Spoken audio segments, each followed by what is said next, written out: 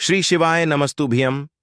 हर हर महादेव। दोस्तों, आप सभी लोग जानते हैं कि 11 सितंबर 2024 को भाद्रपद का अंतिम बड़ा बुधवार और इसी दिन राधाष्टमी भी पड़ रही है, जिसका बहुत ही बड़ा और विशेष महत्व होता है। और ऐसा दिन पूरे साल में सिर्फ एक ही बार आता है। और दोस्तों, आप सभी लोग जानते हो कि भाद्रपद के आखिरी बुधवार यानी राधाष्टमी का अगर सबसे बड़ा कोई उपाय है तो वह एक 108 चावल के दाने वाला उपाय है। तो दोस्तों, इस भाद्रपद के आखिरी बुधवार यानी राधाष्टमी के दिन आप लोगों को इस 108 चावल के दाने वाले उपाय को जरूर करना है। बहुत सारे लोग होंगे जिन लोगों ने इस उपाय को न किया हो, मतलब पूरा हफ्ता निकल गया भाद्रपद का, उन्होंने किसी भी दिन इस 108 चावल के दाने वाले उपाय को न किया हो। पर दोस्तों, आपके पास एक आखिरी मौका बचा हुआ है, जो कि 11 सितंबर के दिन। तो इस दिन आप लोगों को इस वाले उपाय को जरूर कर लेना है।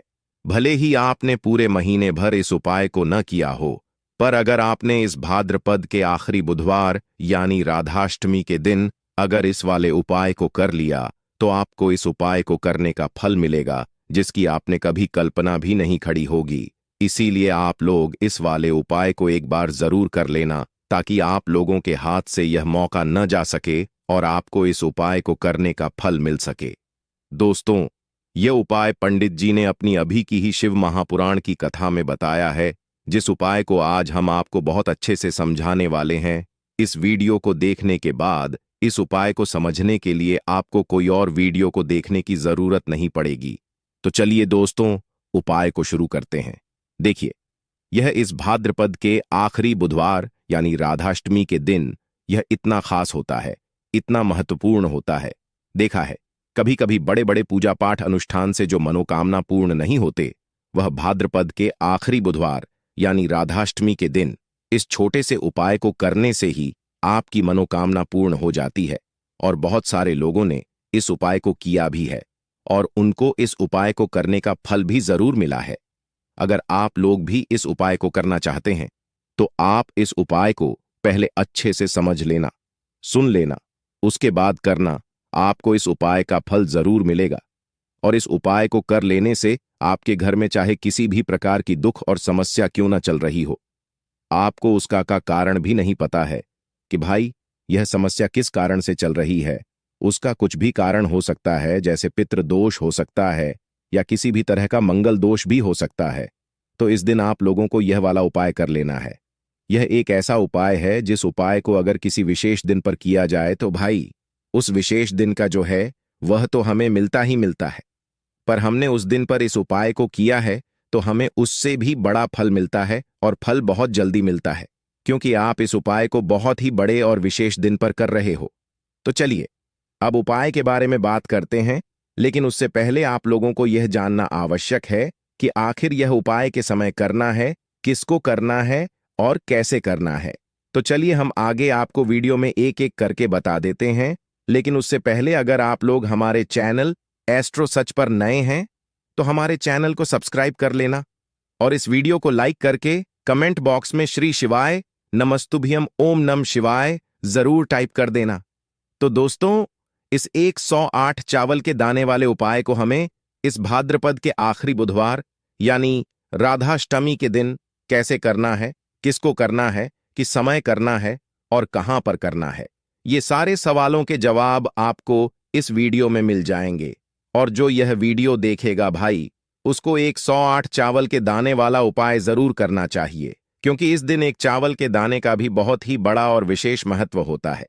और जब बात आती है 108 चावल के दाने की, तो ये सोने पे सुहागा वाली बात हो जाती है, और यह एक बहुत ही बड़ा उपाय हो जाता है इस भाद्रपद के आखिरी बुधवार यानी राधाष्टमी का। तो आप दोस्तों, इस 108 चावल के दाने वाले उपाय को आखिर करना किसको है, सबसे पहले हम लोग वो बात जान लेते हैं। तो देखो, घर की जो बड़ी माताएं बहनें होती हैं, उन माताओं बहनों में से कोई भी एक बड़ी माता बहन इस वाले उपाय को कर सकती है। और दोस्तों, अगर आप चाहें तो अपने घर में से सभी सदस्यों को भी इस उपाय को करवा सकते हैं। अगर किसी व्यक्ति की खुद की कोई मनोकामना है, खुद की कोई दुख और परेशानी है जो कि वह अपने लिए ही करना चाहता है इस वाले उपाय को, तो वह खुद अपने लिए भी कर सकता है। बाकी अगर कोई घर में से ऐसा है जो कि अपने पूरे घर परिवार की सुख और शांति के लिए यह वाला उपाय करना चाहता है, तो भाई वह भी कर सकता है। उसमें भी कोई दिक्कत वाली बात नहीं है। कहने का मतलब यह है कि इस उपाय को हर एक सदस्य भी कर सकता है और पूरे घर परिवार के सदस्य के लिए घर की बड़ी माताओं बहनों में से कोई एक माता बहन भी कर सकती है। माताएं बहनें अगर घर में उपस्थित न हो या वह यह वाला उपाय न कर पा रही हो, तो फिर घर का कोई बाधा सदस्य भी इस 108 चावल के दाने वाले उपाय को कर सकता है, चाहे फिर वह पुरुष ही क्यों ना हो। उसमें कोई भी दिक्कत वाली बात नहीं है दोस्तों। इस 108 चावल के दाने वाले उपाय को हमें करना कहां पर है? हमें इसे शिव जी के मंदिर में जाकर करना है। बहुत सारे लोग प्रश्न करते हैं, हर एक उपाय को करते समय क्या हम इस उपाय को घर पर कर सकते हैं? तो इस वाले उपाय को आप घर पर नहीं कर सकते हो। इस वाले उपाय को करने के लिए आपको शिव जी के मंदिर ही जाना पड़े रहेगा। उसके बाद में दोस्तों जो अगला प्रश्न निकल कर आता है वह यह है, आता है इस उपाय को लेकर कि आखिर इस उपाय को हमें किस समय करना है, सुबह के समय करना है कि शाम के समय करना है? तो देखो, इस वाले उपाय को आप लोग सुबह के समय भी कर सकते हो और शाम के समय प्रदोष काल में भी कर सकते हो। अब अगर आप पूछो कि भाई सबसे उत्तम समय कौन सा रहेगा इस 108 चावल के दाने वाले उपाय को करने का, तो हम आपसे बस यही कहेंगे कि इस उपाय को आप सुबह के समय करेंगे तो ज्यादा बेहतर होगा।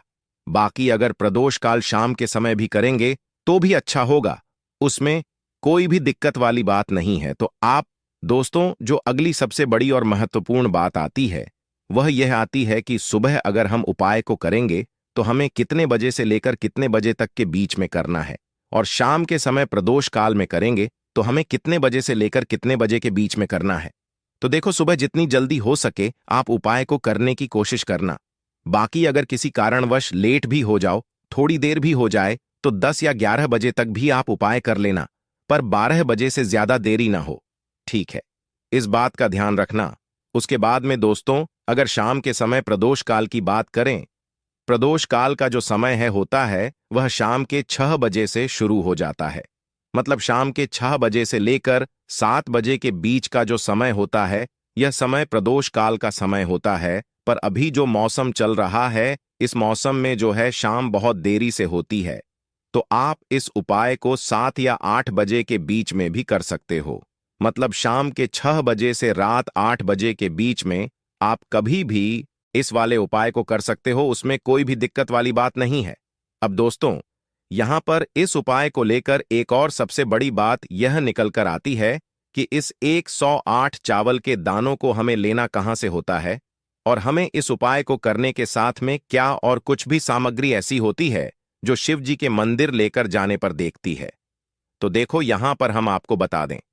सबसे पहले आप लोग ये जान लो कि यह जो 108 चावल के दाने वाला उपाय है, सिर्फ और सिर्फ आप उपाय की सामग्री लेकर कभी भी शिव जी के मंदिर मत जाना, क्योंकि हमें भगवान के सामने यह नहीं दर्शाना है कि अगर हम भगवान शिव जी के मंदिर आए हैं तो अपने फायदे के लिए आए हैं।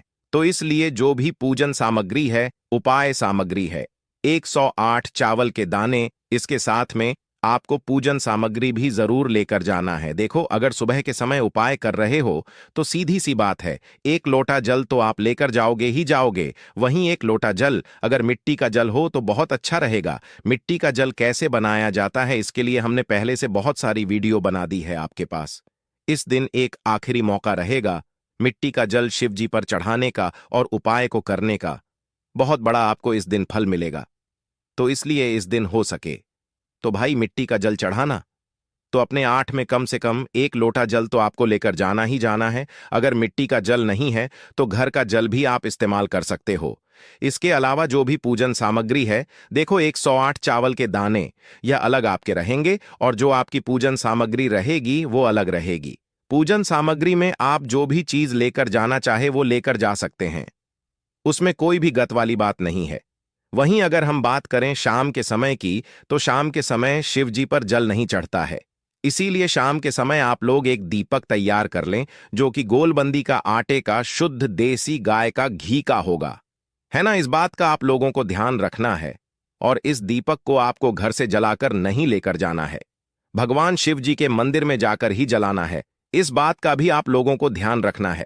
अब दोस्तों, यहां पर हमें इस बात को समझना है कि यह 108 चावल के दाने हमें लेना कहां से है। क्या हमें दुकान से लेकर आना है, या हमें अपने घर से लेना है, या कहां से लेकर आना है, और कौन चावल लेना है, क्योंकि चावल भी बहुत प्रकार के होते हैं। तो देखो, इन सभी सवालों के जवाब आप लोग एक बात में सुन लो कि भाई ये जो उपाय है, इस उपाय में आपको यह नहीं देखना है कि भाई कौन से चावल है, कौन से चावल नहीं है। बस जो भी चावल ले रहे हो, वह चावल का दाना सबूत होना चाहिए, मतलब साबुत होना चाहिए, टूटा हुआ नहीं होना चाहिए, कथा पिता नहीं होना चाहिए। यह बात आपको ध्यान रखना है। बाकी आपका चावल बासमती हो या सादा चावल हो या कोई सा भी चावल हो, उसमें कोई भी दिक्कत वाली बात नहीं है। तो सीधी सी बात है कि आपके घर के रसोई घर में जहां पर आप भोजन बनाते हो, वहां पर जो भी चावल आपके उपस्थित हो, उन चावलों में से अपनी एक कटोरी भर लेना या एक मुट्ठी चावल अलग से निकाल कर रख लेना। क्योंकि हम 108 चावल ही यहां पर इस उपाय में लेने वाले हैं, तो हमें यह चावल के दाने गिनकर निकालने पर देंगे। इस बात का आप लोगों को ध्यान रखना है। तो अपने उस चावल की कटोरी में से या चावल में से 108 ऐसे चावल के दाने आप लोग निकाल लो जो कि टूटे हुए ना हो, करते फिरते ना हो, जिनमें कोई दाग नहीं लगा हुआ हो। अच्छे साबुत चावल के दाने 108 दाने आप लोग निकाल कर रख लो, और इन्हें किसी भी एक कागज की पुड़िया में या किसी एक छोटी सी कटोरी में आप लोग रख लो, ताकि यह सुरक्षित रहे। आपके एक भी चावल का दाना इधर उधर न हो, और आपका उपाय भी पूरा अच्छे से हो जाए। तो भाई, जैसे ही आपका उपाय की जो सामग्री है, 108 चावल के दाने ये तैयार हो जाते हैं, उसके बाद में आपको जो भी अपनी पूजन सामग्री है, सुबह के समय कर रहे हो, तो एक एक लौता जल या पूजन सामग्री जो लेकर जाना चाहो, उसकी भी तैयारी कर लेना। और शाम के समय जा रहे हो तो भाई, अपना जो दीपक है उसे तैयार कर लेना, ठीक है। और उपाय को करते समय शुद्धता का विशेष रूप से ध्यान रखना, ठीक है। सुबह सुबह स्नान करने के बाद ही उपाय को करने की आप लोग तैयारी करना।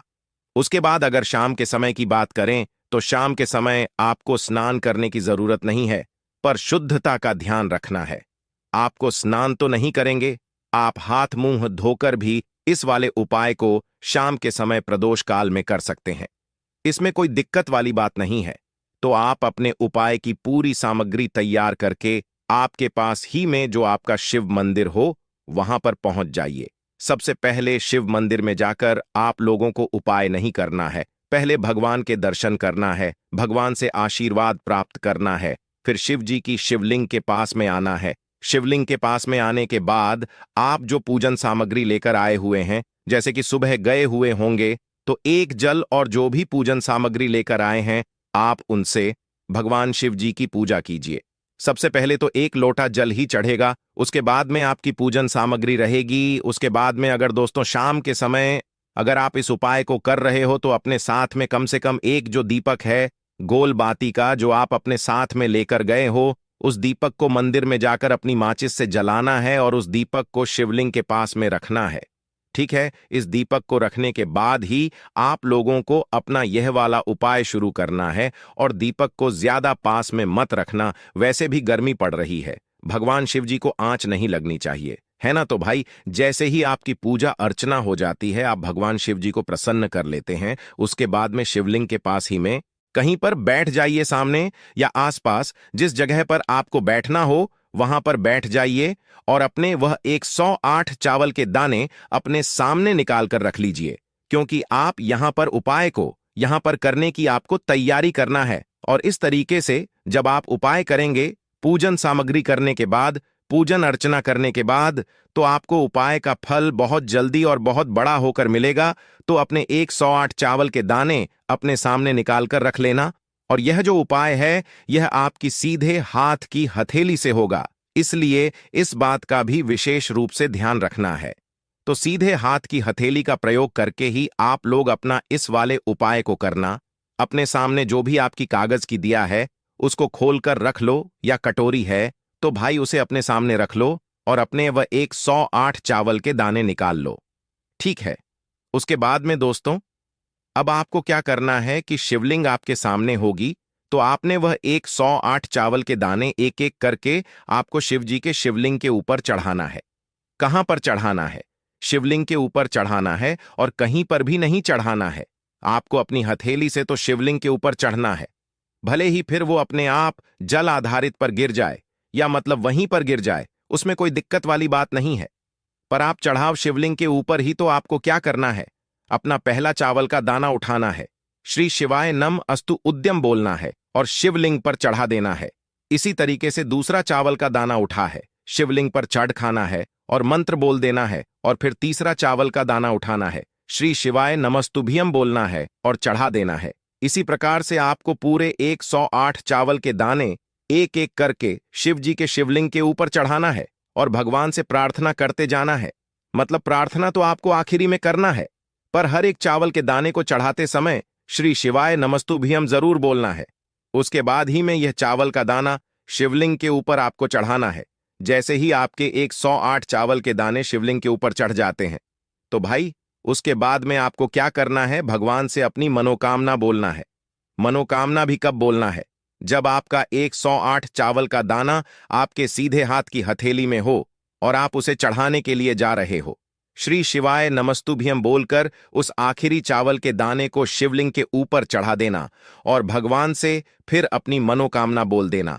जिस मनोकामना के लिए आप लोग अपना यह वाला उपाय कर रहे हो, जिस भी दुख और परेशानी के लिए आप लोग अपना यह वाला उपाय कर रहे हो, उसके बाद में जैसे ही आप अपनी मनोकामना बोल देते हो, आपका यह वाला उपाय पूरा हो जाता है। पर दोस्तों, उपाय को करने के बाद आप लोगों को 2 मिनट भगवान शिव जी के मंत्र का जाप दूर करना है और मंत्र का जाप करने के बाद भगवान से एक और बार प्रार्थना करना है अपनी मनोकामना के लिए या अपनी जो भी दुख और परेशानी है उसके लिए। इसके बाद में आप लोग भगवान को देखकर भगवान से प्रार्थना करके उनसे आशीर्वाद लेकर वहां से उठ सकते हैं और अपने घर पर जा सकते हैं। बस दोस्तों, यहां पर यह वाला उपाय पूरा हो जाता है। इस तरीके से जो भी व्यक्ति छोटी छोटी चीजों का ध्यान रखते हुए इस 108 चावल के दाने वाले उपाय को करेगा, निश्चित सी बात है उसे उसकी मनोकामना जल्द ही पूर्ण होगी और जो भी दुख और परेशानी है वो भी बहुत ही जल्दी दूर होंगे। और दोस्तों, अगर आपको हमारी ये वीडियो पसंद आई हो तो हमारी इस वीडियो को लाइक एंड चैनल को सब्सक्राइब जरूर करें। हर हर महादेव।